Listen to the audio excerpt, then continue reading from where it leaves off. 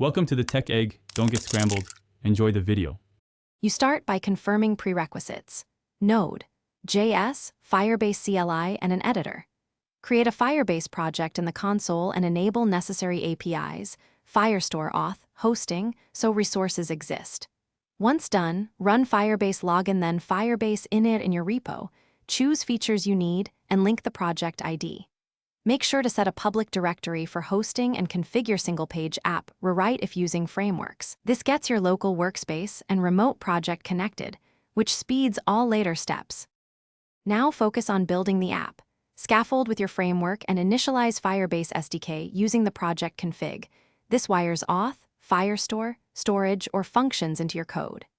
Implement authentication first so you can secure data. Use role-based claims for permissions. Next, model data with collections and subcollections to minimize reads and costs. When adding cloud functions, test locally with emulators to avoid accidental billing. Once your client and backend are integrated, run local tests and iterate on security rules. Finish by deploying smartly. Run Firebase deploy only hosting, functions when ready, and verify the live site. Monitor with Crashlytics and performance dashboards to spot regressions, and inspect functions logs for backend errors.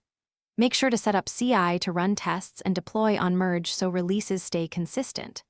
If something breaks, roll back via Git, reproduce locally with emulators, and inspect security rules and indexes. One key troubleshooting tip: check Firestore indexes and security rules first. They cause most permission and query failures. Thanks for watching. Consider subscribing if I helped unscramble your problems.